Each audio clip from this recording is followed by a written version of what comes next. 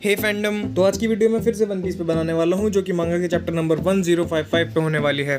तो फिर जल्दी से स्टार्ट करते हैं। Chapter number 1055 new era. तो चैप्टर की शुरुआत होती है फ्लावर कैपिटल से, जहाँ पे नामी, तामा और ज़्यूस पार्टी के मजे ले रहे होते हैं और फ्लावर कैपिटल के बारे में दिखाया जाता है जहाँ पे एडमिरल रियोकुगु ने मोमोनोसुके को पेल लिया है और यामातो मोमोनोसुके की हेल्प करना चाहती है, लेकिन मोमोनोसुके ऐसा नहीं चाहता कि वो उसकी हेल्प करे। और फिर राइजो दोनों कोशिश करते हैं कि वो मोमोनोसुके की हेल्प करे बाय यूजिंग माकी माकी नो जुत्सु, जो कि एक फायर अटैक है। और रियोकुगु ऐसा एक्ट करता है कि उसे चोट लगी है, लेकिन नहीं, उसे कुछ असर ही नहीं हुआ इस चीज का। और फिर ग्रीन बुल राइजो की उन फ्लेम्स से बचने के लिए अपनी एक टेक्निक यूज करता है जो कि है फायर प्रूफ फॉरेस्ट। और फिर रियोकुगु बोलता है कि तुम्हें सच में लगा कि तुम इतने वीक अटैक से एक मरीन एडमिरल को हरा दोगे। और फिर उसने राइजो की बॉडी को अपनी एक ब्रांच से स्टैब करा और उसकी बॉडी से न्यूट्रिएंट्स निकालने लगा। कावामात्सु कोशिश करता है कि वो राइजो की हेल्प करे, पर उन ब्रांचेस और रूट्स को वो कितना भी काट ले, लेकिन वो वापस उगनी रुक ही नहीं रही थी। और फिर रियोकुगु डेंजिरो, कावामात्सु और नेकोमामुशी को भी पकड़ लेता है। और फिर हमें अगला सीन दिखाया जाता है उस सीक्रेट रूम का, जहाँ पे एक सीक्रेट रास्ते से कोजुकी, सुकियाकी, रॉबिन और ट्रफाल्गर लॉ सीढ़ियों से नीचे उतर रहे थे। और इतने में रॉबिन ट्रफाल्गर लॉ से पूछती है कि क्या तुमने मुझे मेरी सेंट से यहाँ तक फॉलो करा है? और लॉ इसका जवाब देता है कि मैं एक हाइना नहीं हूँ जो तुम्हें तुम्हारी सेंट से ट्रैक कर सकूंगा। और वो उसे बोलता है कि तुम मुझे पार्टी में नहीं मिली थी तो इसलिए मैंने तुम्हें ढूंढा।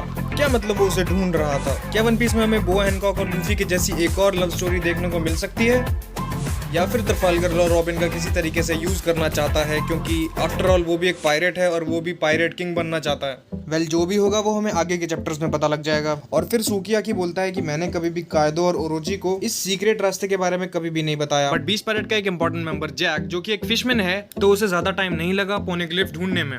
लेकिन एक फिशमैन इसे कैसे ढूंढ पाएगा, यही क्वेश्चन रॉबिन ने पूछा। और सुकियाकी बोलता है कि ये बेटर होगा कि ये चीज तुम खुद ही देख लो। फिर सुकियाकी वानो कुनी की स्टोरी बताने लगता है, बट रॉबिन उसे बीच में रोक देती है क्योंकि उस रास्ते के एक होल से उसे कुछ लाइट अंदर आती हुई नजर आ रही थी। रॉबिन उस होल से क्रॉल करती है और लॉ उसके साथ टेलीपोर्ट होता है और फिर वो दोनों उस पैसेज वे के ग्लास के थ्रू एक अंडर वाटर एंशिएंट सिटी के रूइंस देखते हैं। फिर सुकियाकी उन्हें बोलता है कि ये जो तुम रूइंस देख रहे हो ये लैंड ऑफ वानो के हैं, जो कि 800 साल पहले यहाँ पे हुआ करती थी। वो तो शुक्र है कि आसपास का जो पानी है ये सी वाटर नहीं है, इसलिए ये सिटी अभी तक अच्छी कंडीशन में है। फिर सुकियाकी उन्हें एक्सप्लेन करता है कि 800 साल पहले उस एंशिएंट सिटी ऑफ वानो को हुआ क्या था। और फिर वो उन्हें बताता है कि जो एंशिएंट वानो थी वो लगभग 3 टाइम्स ज्यादा बड़ी थी इस प्रेजेंट वानो से, जो कि माउंट फूजी के बॉटम पे बसी हुई थी, सी लेवल के बराबर ही। और फिर हमारी हिस्ट्री में एक पॉइंट ऐसा आया जब हमें वानो के आसपास बहुत बड़ी बड़ी दीवारें बनानी पड़ी और हमें बाहर की दुनिया के लिए ये कंट्री लॉक करनी पड़ी। और धीरे धीरे बारिश का पानी इन दीवारों के बीच जमा होता रहा और देखते ही देखते उसने पूरी कंट्री को डुबा दिया।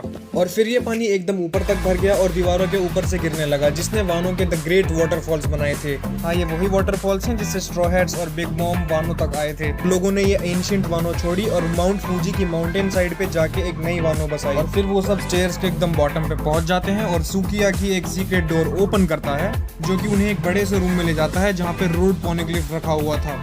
और रॉबिन बोलती है कि अगर हम एक और रोड पोनेग्लिफ ढूंढ लेंगे तो फिर हम लाफ्टेल तक पहुंच पाएंगे। और ऑब्वियसली वो रोड पोनेग्लिफ शैंक्स के या फिर ब्लैक बियर्ड के पास ही मिलेगा। और सुकियाकी का कहना है कि ये रूम माउंट फूजी के बेस पर गुफा के अंदर एक ऊंचे प्लेटफॉर्म पर बना हुआ है और इसके नीचे दबा हुआ है एंशिएंट वेपन प्लूटॉन। हालांकि सुकियाकी का कहना है कि उसने भी वो एंशिएंट वेपन अभी तक देखा नहीं है, तो फिर वो रॉबिन और लॉ को वो नहीं दिखा सकता कि वो कहाँ पे है। तो फाइनली प्लूटॉन के बारे में हमें कुछ सीरियस इन्फॉर्मेशन मिली और ओडा धीरे धीरे उन सारे राज से अब पर्दा उठाने वाले हैं।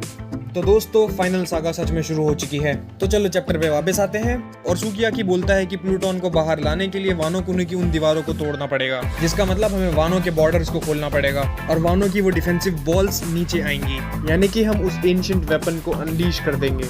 और ये सब सुनने के बाद रॉबिन सोचती है कि कोजुकी ओदेन वानो के बॉर्डर्स को क्यों खोलना चाहता था। फिर सुकियाकी बोलता है कि मैंने ओदेन को वो सब कुछ बताया था जो कि शोगन की फैमिली में अब तक पास डाउन हुआ है। मुझे नहीं पता कि ओदेन ने अपनी उस जर्नी में क्या डिस्कवर करा था। और फिर हमें अगला सीन दिखाया जाता है फ्लावर कैपिटल के बाहर का, जहाँ पे सामुराइज ग्रीन बुल से लड़ रहे थे। और वहाँ पे ग्रीन बुल ने सामुराइज के साथ साथ यामातो को भी अपनी ब्रांचेस में पकड़ लिया है।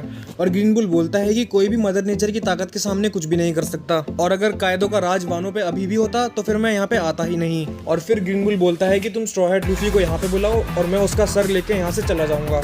फिर यामातो मोमोनोसुके को कहती है कि हमें इसे हराने के लिए लूफी और बाकी लोगों की मदद लेनी होगी। और मोमोनोसुके रोता रोता बोलता है कि मुझे ना ही लूफी की हेल्प चाहिए और ना ही तुम्हारी, और तुम इस एडमिरल से दूर रहो। और मोमोनोसुके यामातो को यह भी बोलता है कि तुम अपनी पूरी लाइफ ओनिगाशिमा में बंद रही हो और फाइनली अब तुम फ्री हो गई हो, और इसीलिए मैं चाहता हूँ कि तुम यहाँ से चली जाओ। लूफी, जोरो और मैं बाकियों की हेल्प हमेशा नहीं मांग सकता, और हमें वानो के लोगों के साथ इस कंट्री को उसके दुश्मनों से बचाने के लिए काबिल होना होगा, और हम वानो की सेफ्टी को उन लोगों के भरोसे नहीं छोड़ सकते जो इस कंट्री को अब छोड़ने ही वाले हैं। अगर ऐसा हुआ तो हम फ्यूचर में वानो को कैसे बचाएंगे? तो एडमिरल ryokugyu मोमोनोसुके को मॉक करते हुए बोलता है कि छोटी बच्ची हो क्या? और मैंने कभी भी ऐसा नहीं सोचा था कि ड्रैगन्स इतने एम्बैरेसिंग हो सकते हैं। और उसी मोमेंट में पता नहीं कैसे मोमोनोसुके ग्रीन बुल के ऊपर ब्लास्ट ब्रेथ यूज करना मैनेज कर लेता है, और एडमिरल ryokugyu की पूरी बॉडी उस अटैक की वजह से जल जाती है। बट एडमिरल की जली हुई बॉडी से एक छोटा सा प्लांट ग्रो होता है, और वो छोटा सा प्लांट ही एडमिरल ryokugyu में बदल जाता है। तो मतलब कि admiral Green Bull One Piece का ग्रूट निकला। तो फिर ग्रीन बुल वापस अपनी उस फॉरेस्ट मैन जैसी फॉर्म में ट्रांसफॉर्म होता है और बैटल के लिए रेडी हो जाता है। और फिर ग्रीन बुल बोलता है कि अगर तुम्हें ये ऐसे ही करना है तो ठीक है, यू कायदो वानाबी, अब मैं तुम्हें ऊपर से नीचे तक फाड़ दूंगा। और फिर इतने में हमें एक ब्लैक लाइटनिंग दिखती है जो कि ryokugyu को पैरालाइज कर देती है, और ryokugyu जोर से पेन में चिल्लाता है और वो बोलता है कि क्या कॉन्करर हाकी, ये कौन था? और फिर उसे रियलाइज होता है कि कॉन्करर हाकी शैंक्स की थी, और रेड हेयर पायरेट्स वानो के बहुत ज्यादा पास हैं। और शैंक्स के कुछ क्रू मेंबर्स उसे बोलते हैं कि बॉस अब ज्यादा हाकी यूज मत करो, हमारे कुछ रुकीज अब बेहोश हो रहे हैं। फिर शैंक्स बोलता है कि मैं तुम्हें इन पे हमला करने के लिए एक कायर तो नहीं बोलूंगा, लेकिन क्या तुम मरीन्स को ऐसा नहीं लगता कि ये गलत है क्योंकि तुम उन एग्जॉस्टेड लोगों पे हमला कर रहे हो जिन्होंने अभी अभी पायरेट हिस्ट्री बदली है। और फिर हमें शैंक्स की कुछ मेमोरीज दिखाई जाती हैं, जैसे जब लूफी ने अपने फेस पे वो कट लगाया था, और हमें छोटा मोमोनोसुके भी दिखाया जाता है ओदेन के साथ, और हियोरी जब उसने जन्म लिया था। और फिर हमें किसी की छोटी सी परछाई भी दिखाई जाती है जो कि ऊता हो सकती है, वन पीस फिल्म रेड की कैरेक्टर जो कि शैंक्स की बेटी है। और ये मुझे इसलिए ऐसा लग रहा है क्योंकि इस चैप्टर में ओदा ने specially One Piece Red film का एक पोस्टर ड्रॉ करा है जिसमें लूफी, शैंक्स और ऊता हैं। और फिर हमें शैंक्स दिखाया जाता है जो कि बहुत ही ज्यादा गुस्से में होता है, और वो बोलता है कि क्या तुम मरीन्स इस अपकमिंग न्यू एरा से इतने ज्यादा डरे हुए हो? तो चलो फाइनली अब शैंक्स का स्क्रीन टाइम बढ़ने वाला है। और फिर ryokugyu बोलता है कि अभी मेरी शैंक्स और उसके क्रू से लड़ने की कोई भी इंटेंशन नहीं है, अभी के लिए तो नहीं है। और फिर फाइनली वो वहां से चला जाता है, और बेचारा मोमोनोसुके खुशी के मारे रोने लगता है। फिर हमें फ्लावर कैपिटल में दिखाया जाता है कि ब्रुक, उसॉप, चॉपर और फ्रैंकी फेस्टिवल के मजे ले रहे होते हैं हियोरी और तोको के साथ। और फिर नेक्स्ट पैनल में हमें दिखाते हैं कि लूफी, जोरो, सांजी और जिम्बे के साथ सिटी के बाहर बैठा हुआ है, और लूफी बोलता है कि ग्रीन बुल चला गया, और सांजी बोलता है कि आफ्टर ऑल उन्हें हमारी हेल्प की बिल्कुल भी जरूरत नहीं पड़ी। और जोरो मोमोनोसुके से बहुत ज्यादा इंप्रेस हुआ है, और जिनबे बोलता है कि वो हाकी बहुत ही ज्यादा इंप्रेसिव थी, और लूफी बोलता है कि हाँ, कौन था वो?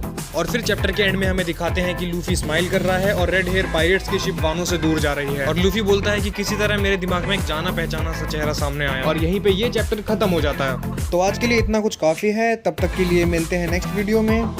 तो सी यू फैंडम।